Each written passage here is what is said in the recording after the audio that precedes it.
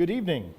To get started tonight, if you do not have a sheet that looks something like this and says Opportunities and Challenges of Leadership, raise your hand and Clyde will bring one to you.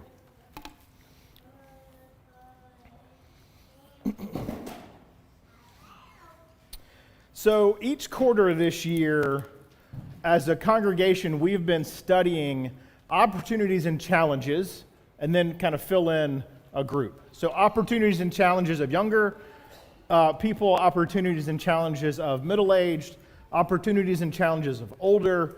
And then tonight we're studying, as the groups did yesterday, opportunities and challenges of leadership. The goal of our elders this year in having this as part of our quarterly studies is to really think about how we, each and every one, can be enabled as part of the body to serve fully. And in so doing, considering the opportunities that our own group has to serve, and also especially to consider the challenges that may face other groups as they serve. And in that way, we can each have more understanding both about our own role and ways that we can give grace to those that are in different situations. So tonight, as we study about leaders, I chose 3 sections or passages from the life and leadership of Moses so that we can illuminate those through his service. I want to be clear, not each of the questions, not everything is phrased as opportunities and challenges.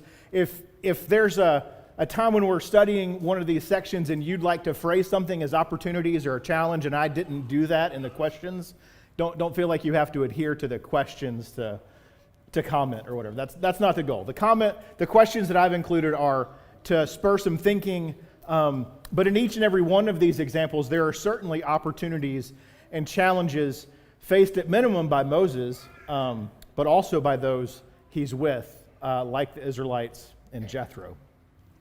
So the first thing we'll do is look at Exodus 17, verses 1 through 6.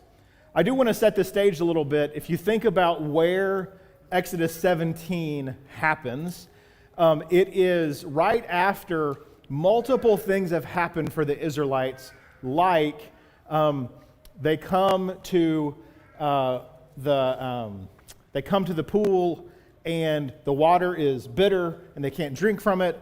They wail, why did you bring us out here to die? We're going to die, we're going to die. And then they throw the log in after the Lord tells them to. The water becomes sweet. But then just after that, it says, after they left there, they came to a place, I think it says many springs, or some may say 7 springs, illustrating that the people of God weren't patient enough always for his providence to provide. And they started grumbling beforehand. Well, then in Exodus 16, they're hungry, they're frustrated, they complain, and God says, well, every morning when you go out, there's just going to be manna. There's just going to be food on the ground every day when you go out. Except on the 6th day where you gather, there's enough that you need to gather for 2 days. Again, trying to reiterate their trust in him. They complain that they missed their meat pots. And so then he says, well, okay, you're going to have quail. And I think in Numbers it tells us that the quail was 2 cubits high. When that quail came, when the Lord provided, there was so much quail that it was 3 feet deep. Illustrating again and again, like the 7 springs with the water, the manna is there every day, the quail is there so high you can't really even walk. All of these illustrating the great provision that God brings them at every turn. So now we get to Exodus 17. So certainly they've learned their lesson. All the congregation of the people of Israel moved on from the wilderness of sin by stages, according to the commandment of the Lord, and camped at Rephidim, but there was no water for the people to drink. Therefore the people quarreled with Moses and said, "Give us water to drink." And Moses said to them, "Why do you quarrel with me? Why do you test the Lord?" But the people thirsted there for water. And the people grumbled against Moses and said, "Why did you bring us out of Egypt? To kill us and our children and our livestock with thirst?" So Moses cried to the Lord, "What shall I do with this people? They are almost ready to stone me." And the Lord said to Moses, "Pass on before the people, taking with you some of the elders of Israel, and take in your hand the staff with which you struck the Nile, and go. Behold, I will stand before you there on the rock at Horeb, and you shall strike the rock, and water shall come out of it, and the people will drink." And Moses did so in the sight of the elders of Israel. Let's take a couple minutes. If you would, consider the questions that I put. Welcome to answer those. Also, if you have other notes about opportunities and challenges that face Moses, jot those down, and we'll discuss those together in just a moment.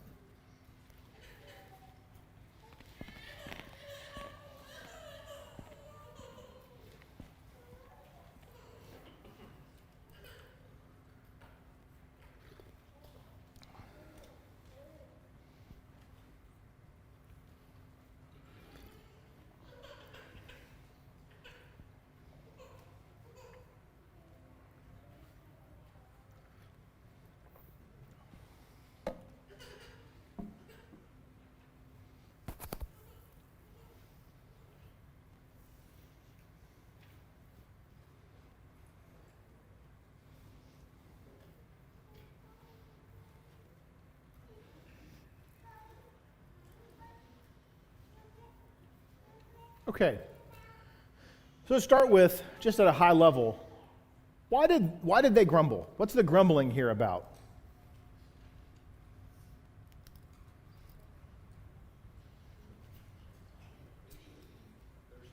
All right, so they're thirsty. All right, Chip got what should be first on everyone's list. They're thirsty.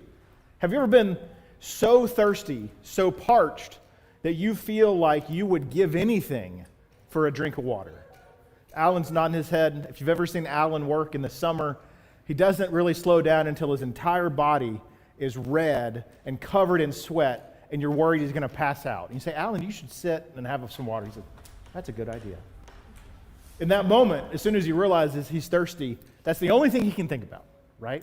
If you've ever worked in the yard or gone a long distance with no water, it becomes so distracting that you can't consider anything else until you get water. What else? What are other reasons why they're grumbling? I told you to think of at least three, so if you did this afternoon, you should have a lot. Michael, you got one?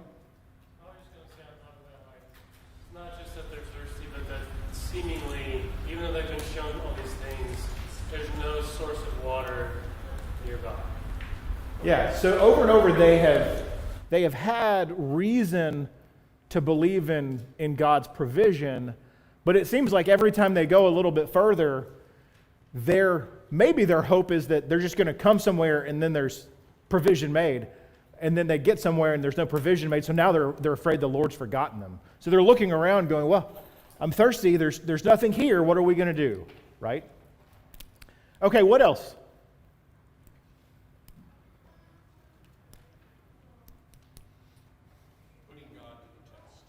All right, so they're putting God to the test. What's that mean, Barry? Well, as Psalm 95 says, and you put it out in the previous text, they simply aren't patient. And they even say in this text right after that, is the Lord among us or not? So they're treating God like some kind of genie in the bottle who's supposed to provide them when they demand it without recognizing God has the right to. Yes, so they have... So Barry referenced Psalm 95. There's two other passages that reference this situation a lot. Psalm 95 is one of them. Hebrews 3 or 4. I can't remember. Hebrews 3, about most of the chapter is about this as well. So if you want to learn more about this, those are places you can look. They put the Lord to the test, which means they don't really believe that the Lord's going to provide, and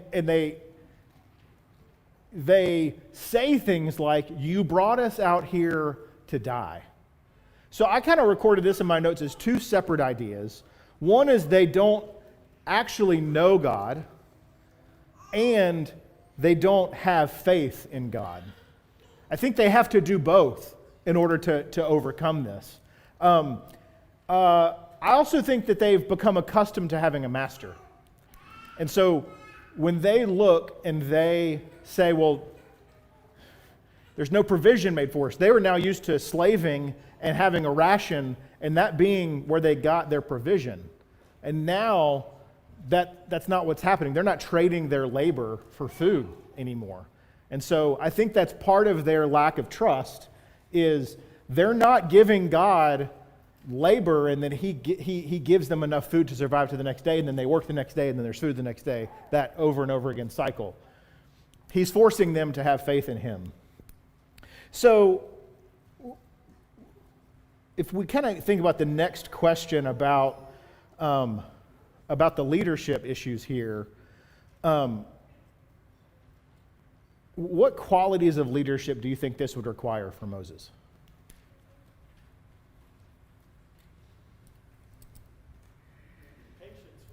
All right, patience is most certainly on the list. And that's because this is now the fourth or fifth or, I don't know, ninth time or something that they haven't trusted that God was going to provide for them. One of the things that's most interesting here is God's really specific command.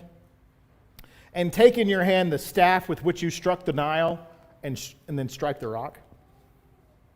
I almost feel like God is pointing back to be like, these people don't even remember when you struck the Nile and like everything parted and it was fine and you went through. He's like, the presence of that staff reminds them, or should remind them, of what the Lord did in bringing them out of Egypt. And so he now has that same staff that he's bringing. And I think it's interesting that the Lord tells him to do that. What else would Moses need in addition to patience?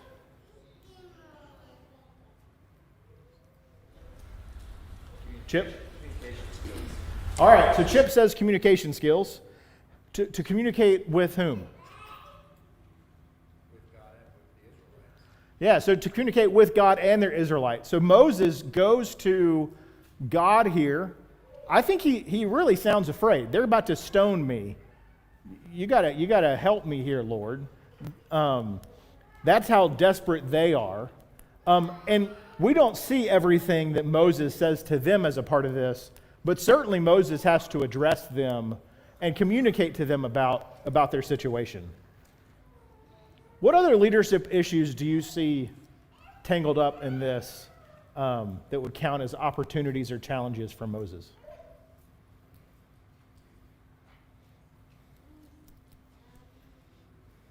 Alan? Leading a people that don't have the same faith that he has in God. All right, so leading a people that don't have the same faith that he has in God.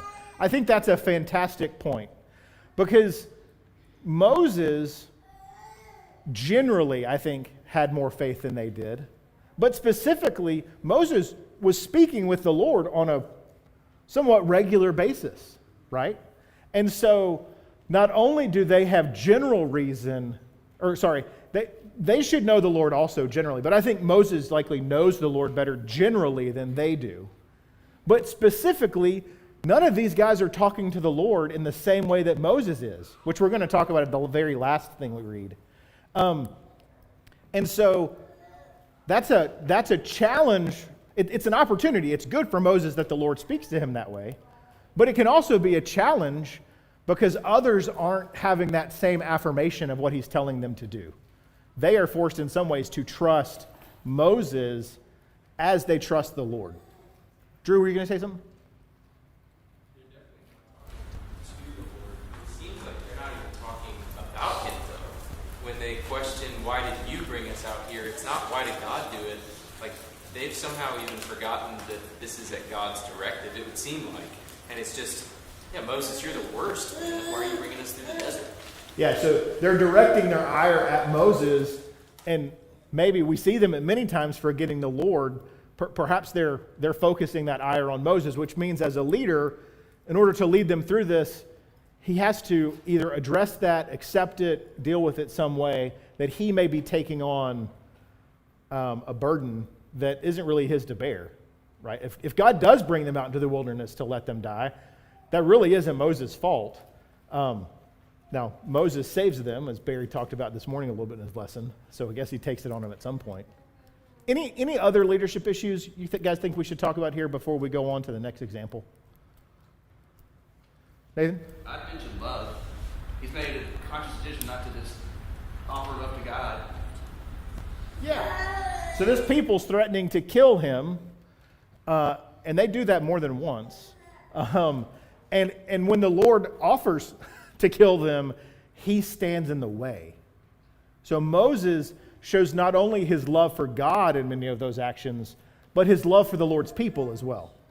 And love is beyond important when leading all people, but when leading God's people especially. Chip? Two things that come to mind in that one is courage, and the other is being willing to be self-sacrificing. Yeah, so Moses needs to be willing to serve. Is that what you said? And then self-sacrificing? Had the courage to serve, I'm sorry. And self-sacrificing. Yes. All right, let's go on to this second example. This is from Exodus 18. The next day, Moses sat to judge the people, and the people stood around Moses from morning till evening. When Moses' father-in-law saw all that he was doing for the people, he said, What is this that you are doing for the people? Why do you sit alone and all the people stand around you from morning till evening? And Moses said to his father-in-law, Because the people come to me and inquire of God.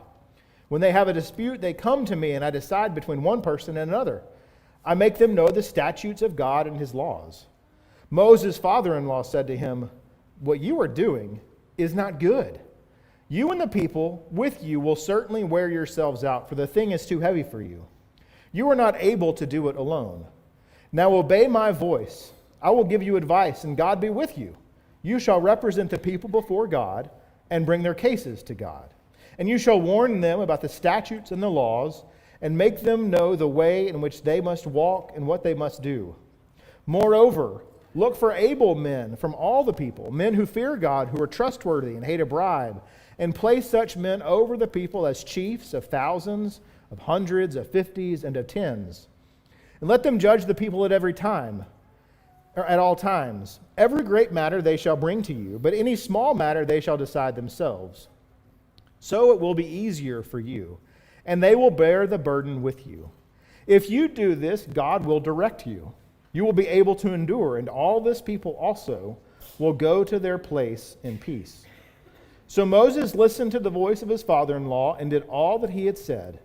Moses chose able men out of Israel and made them heads over the people, chiefs of thousands, of hundreds, of fifties, and of tens. And they judged the people all the time. Any hard case they brought to Moses, but any small matter they decided themselves. All right, I'll give you a couple minutes to consider the reading and the questions before you, and we'll discuss that a little bit.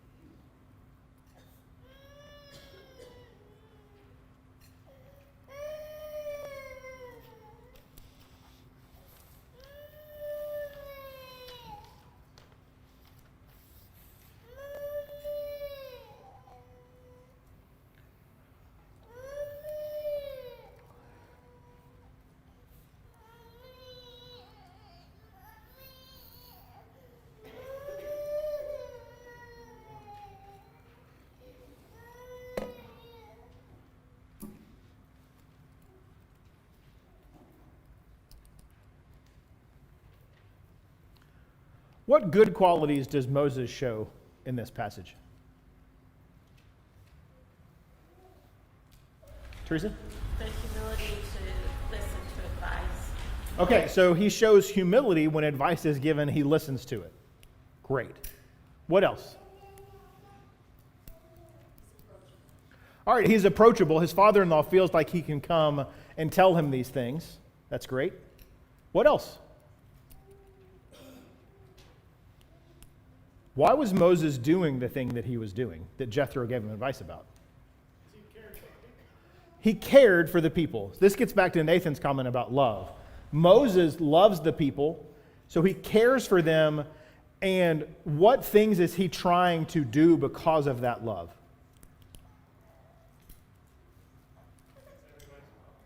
What'd you say?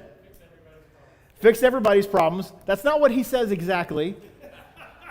But you could kind of take what Michael said and change a little bit and tell them that he was trying to ensure that everybody had justice, right? He references justice in there. So, and keep peace. Yeah, justice and peace. And then there's one other thing that it's clear he's trying to do as well. What's that? Teach God's law. He references the fact that he's trying to teach the statutes. It doesn't seem like it's just a passing comment, because in Jethro's response, he makes clear that Moses can change what he's doing, but he can also still teach the people the statutes of the Lord. Great, so that's some about Moses. What about Jethro? What do we see about Jethro in here? All right, so Alan says wisdom. That's great. They're working both together to delegate, and so he's trying to help him fix this situation so he can actually get some rest. Yeah, so Jethro, I would say, has foresight or vision, depending on what you want to think about. He's looking ahead. He realizes this is going to be more than just a few days, Moses. You can't do this every day. The language I would use at work is this isn't a sustainable pace.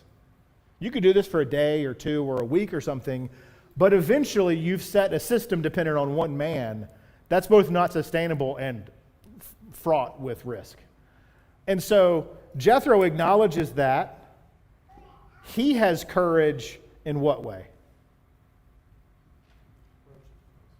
Yeah, so Jethro has courage in that, yes, I mean, Moses should have respect for his father-in-law, but I mean, Moses is a powerful guy. Moses is effectively the leader of 1 million people.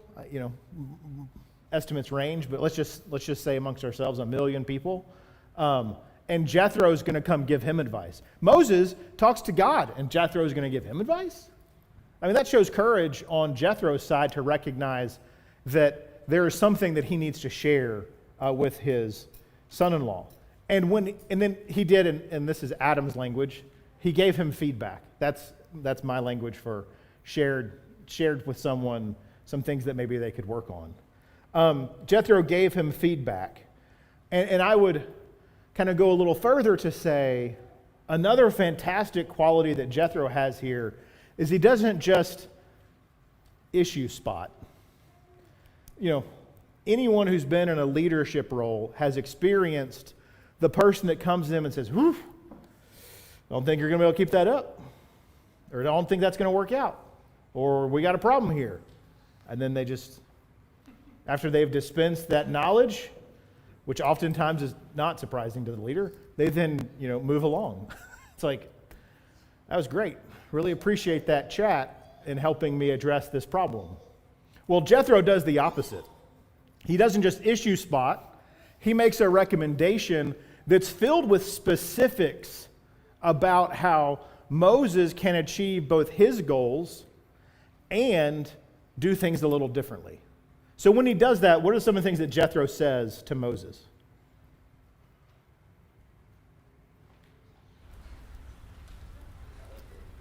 All right, so number one, delegate. You can't do all this yourself. You gotta figure out how to delegate. And in a way, using modern day language, he tells him he's got to figure out a way to get the ones he delegates to prioritize. The guys below him can answer the easy stuff, but when there's a hard problem, you should still be involved, Moses. Have them bring it to you. All right, so that's kind of one. What are some other ways that Jethro's advice or counsel ensures that Moses can still do what his role is? Yes, ma'am. Gives them characteristics that you should look for these men to be able to be successful. They have to be exerted to go through qualifications. He helps Moses see the qualifications. They're not going to take a bribe, all these different things. What does this passage in the New Testament, what does it make you think of? I heard elders. I heard somebody else say deacons. To me, it makes me think of Acts. This is Acts 6. This is exactly what we look for in Acts 6. Barry, were you going to say something? Yeah, this illustrates one of the biggest frustrations that elders often and say, I've got a great idea that something ought to be changed, something ought to be done. And then it just stops it. Well, something ought to be done. Suppose if you happen to have an idea that here's the path you can take, instead of just letting it in his lap and say, okay, that's nice, yes, that'd be great. But do you have an actual remedy here that you can suggest? It's too much to put on it. Just, I got a great idea. Well, great. Do you have an idea how to do that? And Jethro knew exactly how to do that and how. Yeah, so I think to further illustrate Barry's point there, if you just think about our body here, on an average Sunday we have about 100, 120. Is that about right? I think so. So if each one of those people brings an issue to the elders once a year, they have 100 issues to deal with. Just so, I told you guys to love math this morning. That's 2 issues a week.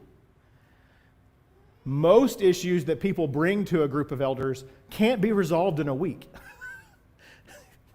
And so think about after a month or 2 months or 4 months, how those issues have stacked up. And now the elders are having to prioritize what they do. They don't have folks volunteering to help necessarily. They have a lot of people volunteering to identify problems for them. I don't have a problem with people identifying issues, but I do think one of the biggest challenges for leaders to deal with is that they don't have time to do everything that everyone wants them to. Fundamentally, that's why Jethro tells Moses he needs to delegate, because he doesn't have the physical time or energy to do everything. And so as we are engaging with our leaders, I think it's important to follow Jethro's example here and not only identify the issue, but at minimum, help to identify solutions that could come for the problem. You will help the elders here get to resolution so much faster if you actually give them more insight than, I saw a problem and I brought it to you. So that was one of the challenges that Moses is facing here, is just time. I think there's at least 2 others you could say. But what challenges is Moses dealing with here as a leader, in addition to just time?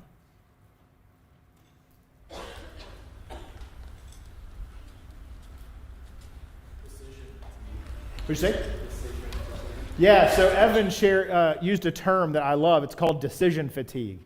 It's the idea that with every decision you make, if you don't have time to rest and rebound, over time, you will become fatigued simply from making decisions. If you don't live in a world where that faces you, come to my house and try to give my 5 children snacks in the afternoon. Both you and they will suffer from decision fatigue. Because everyone wants something else or something different, or over and over. It's never ending, right? What else? I think there's some really basic ones, basic challenges. Why does Moses need to fill this role?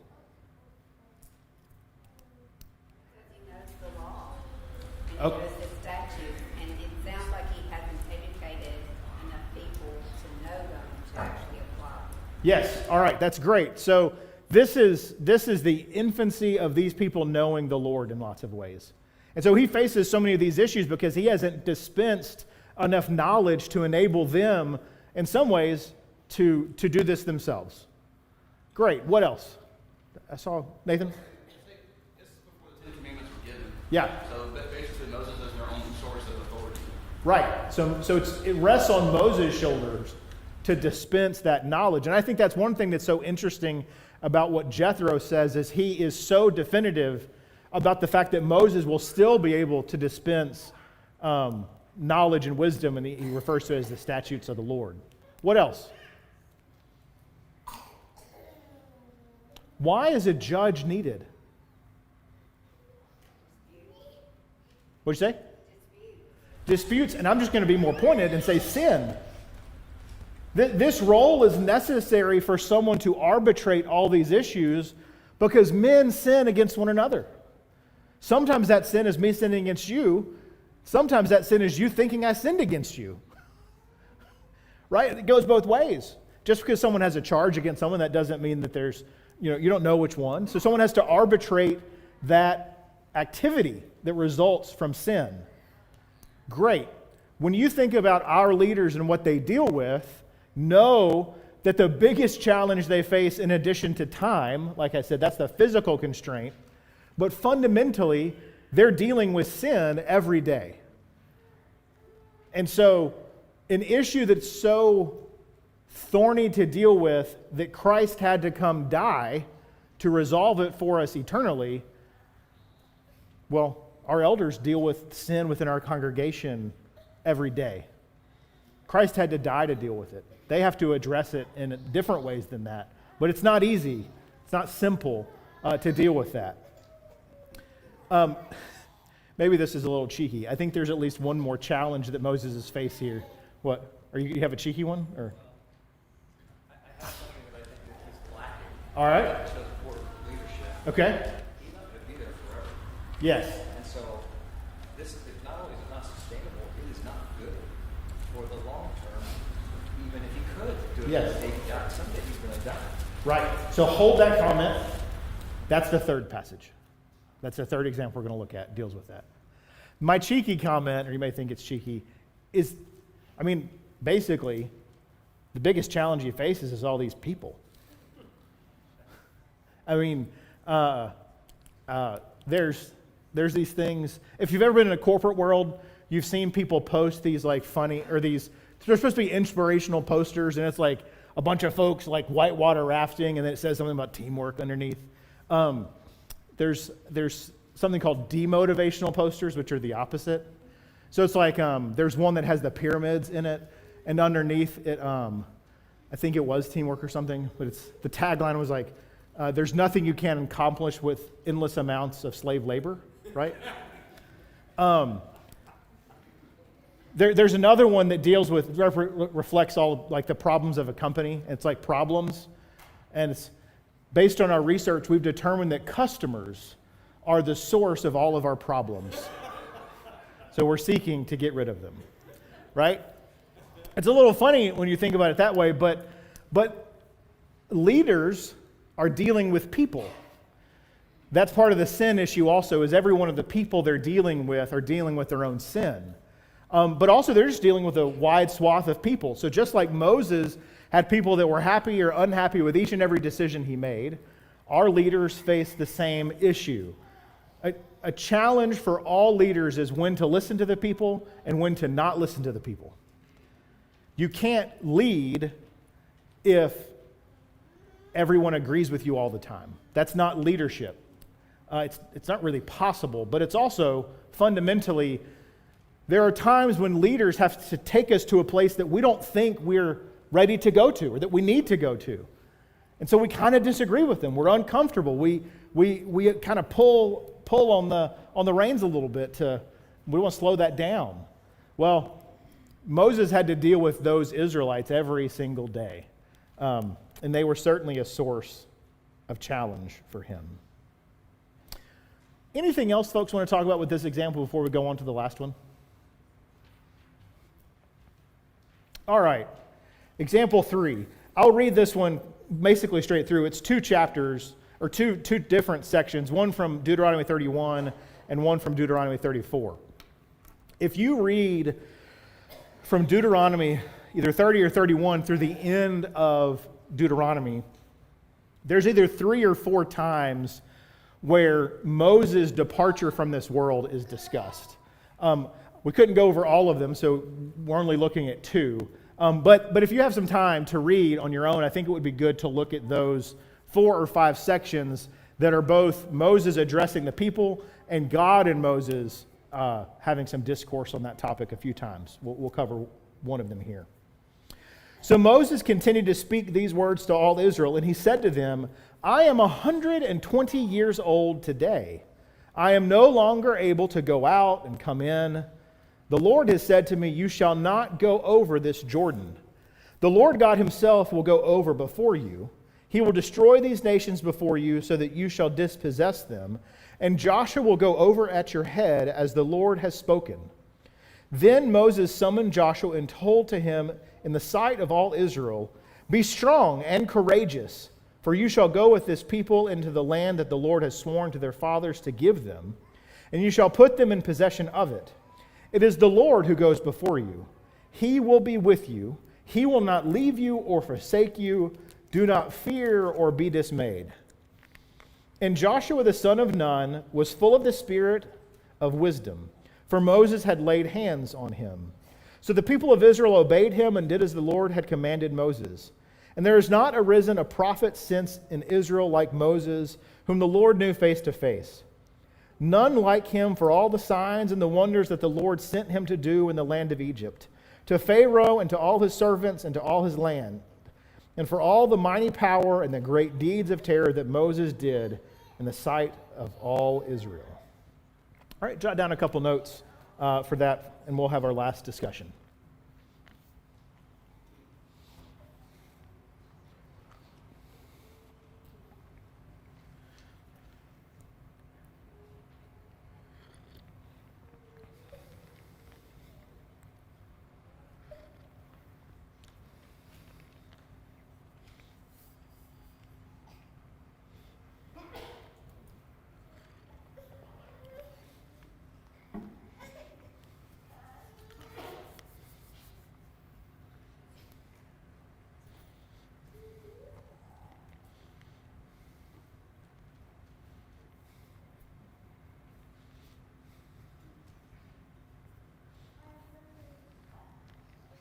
All right, what challenges are Moses dealing with? And by the way, I don't know what the right grammar or syntax is here. If it's challenges are Moses or challenges is Moses. I struggle with that. Just want to point that out. What challenges face Moses?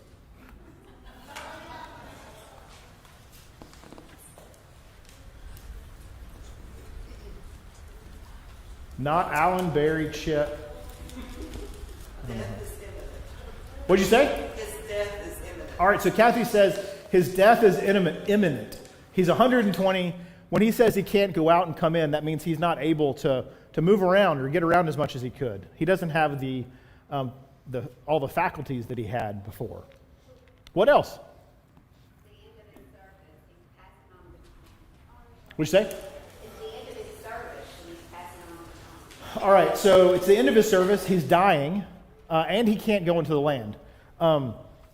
And so a new leader is needed. That's really a second challenge, right? There's age, and then a new leader is needed. Were you going to say something else, Trey? I was going to say change in leadership, but also key part of that being the leader that's being replaced is the deliverer leader, almost the founder of sorts. Yes, so potentially the Israelites could mistakenly almost think of Moses as their savior, right? And so replacing him will be difficult. And in fact, that's referenced at the end of the second reading, or the middle of the second reading. There has not arisen a prophet since in Israel like Moses. So anytime you're following someone who's done the greatest they could do, it's a difficult task to follow them, to plan succession in that way. There's at least, I would say, one more challenge or issue facing Moses. Yes, ma'am. He knows the people are going to fail when they go into the land and give hope, and so he's pleading with them through all his final speeches, but he knows God's revealed to him the future. So I can't imagine. Yeah, so Moses is leaving this people kind of knowing this isn't going to work out real well. What other challenges facing Moses particularly?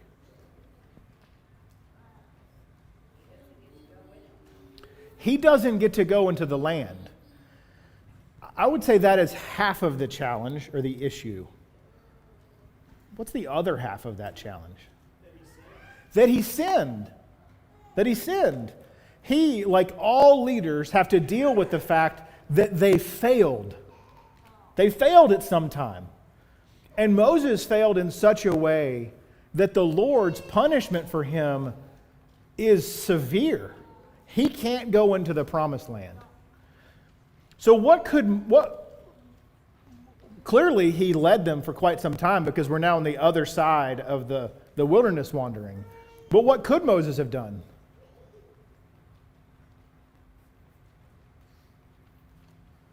If you work in a job, and this is a really silly example compared to what we're talking about, you work in a job and they come and they tell you, hey, I know we told you you're going to get a great bonus when you did this and that you're going to get a promotion at the end of this.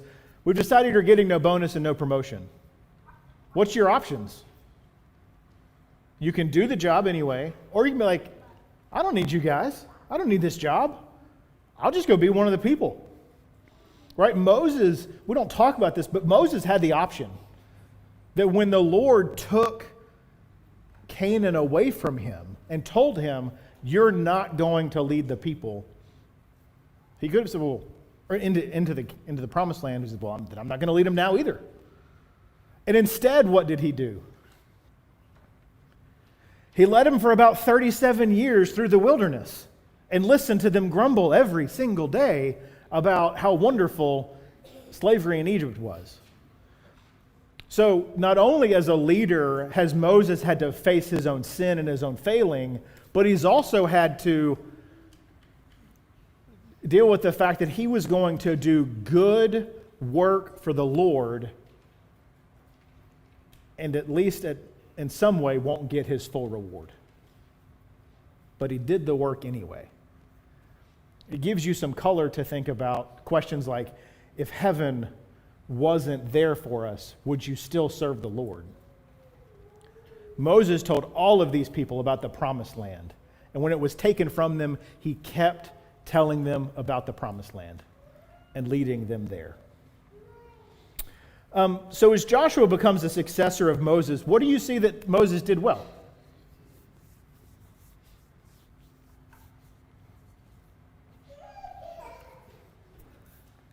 Teresa?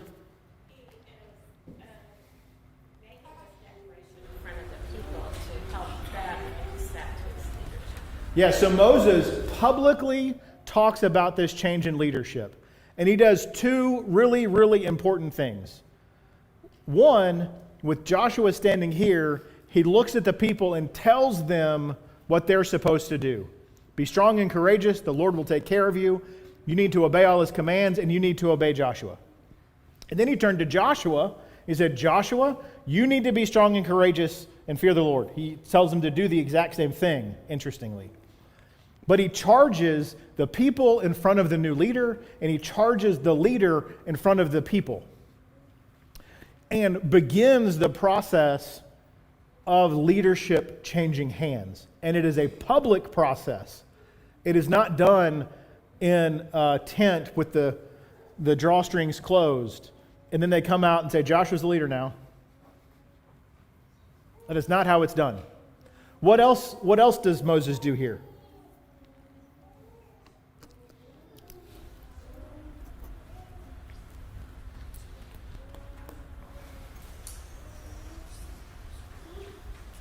If you've ever worked at a company and been part of what's called a reorganization, something almost every time this doesn't happen. They tell you all the changes that are going to happen. Alan, you've been through this a couple times. What don't they tell you often? What you're going to be doing. They don't tell you why. Lots of times, if you're a part of leadership changes, you don't get much why. But it's interesting because Moses does the opposite. He tells the people that he's not going to be able to go into the Jordan. Ostensibly, he says it so shortly that they already know, that Moses has shared this with them before. So not only was he open with them about his sin previously, as the need for leadership change occurs, he doesn't beat around the bush. The Lord's told me I can't go into Jordan. Someone else has to lead you. I have that leader for you. And explaining his situation so clearly helps the people understand why leadership change is needed. Leaders, I'll just tell you, whoever you are, if you feel like you're a leader, this is for you. When people don't know why something is happening, even if they agree with the changes, they will struggle. They will spend energy and effort trying to find out why.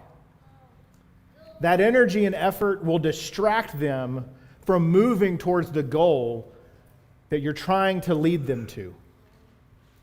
Wherever possible, tell the people why change is necessary. If you do, they're more likely to spend their energy not on determining the why, but on going where you've told them they need to go in that change. What could have gone? Oh, wait, there's one more at least that I want us to talk about that Moses did. It tells us very directly Moses did something. He did it for Joshua, or to Joshua. He laid hands on him.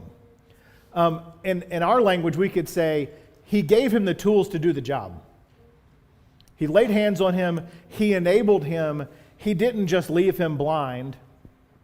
He supported his successor in giving him everything that he had to give.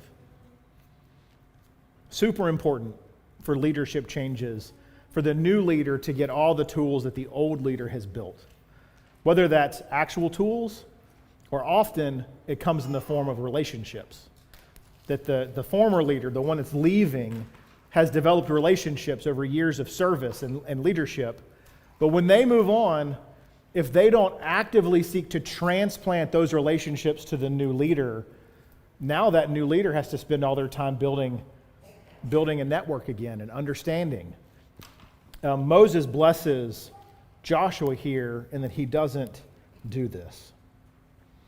If this had gone poorly, if they hadn't had the succession plan like this, Chip mentioned earlier how risky this situation would be. If Moses was just like, especially before he had listened to Jethro and appointed men to help him, well, it would have just been Moses. They would have gotten there, and he wouldn't have had anyone to turn the reins over to. It would just be that he couldn't go into Canaan. So talk about risk of failure. Or Joshua takes it, he's unprepared, and often when unprepared leaders are transitioned too poorly, they quit. They quit because they're not ready, and they know. Rebellion, so on and so forth. Very high-risk situation whenever leadership changes, yet Moses here does many, many things to help enable that situation to transition successfully. Lots of opportunity and challenge in that. We're about at time. One thing I realized in putting this together that I think we have missed an opportunity and challenge group. And that is we have not really talked about the opportunities and challenges of followers. We've talked generally about what these age groups faced, but in talking about the opportunities and challenges for leaders, I think really the opportunities and challenges for followers are the flip side of that coin to talk about. So I'll either do that in the future or in the future soon or in the future later. So is my hope. Just a couple of parting thoughts. One, for all the followers in the room, which conveniently all of us happen to be followers, I think it's important to remember that leadership is hard. It's just hard. And the larger the group you lead, the more alone you often feel as a leader or a leadership group.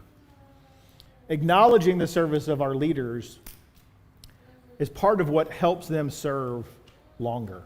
It's our role as followers to be good followers. That's one of my favorite things about the Weekend with Matt Henneke, was that he talks so much about how good leaders and good followers both go together, but they are sourced from each other. The best leaders are good followers, and the best followers often become great leaders.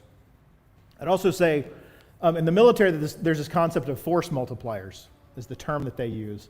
The idea is if we have certain things or certain positions, our 10 men may fight like 15 or 20 men, like a medic. If you give a battalion a group of medics, they would help that group survive longer, be healthier for the fight, so on and so forth.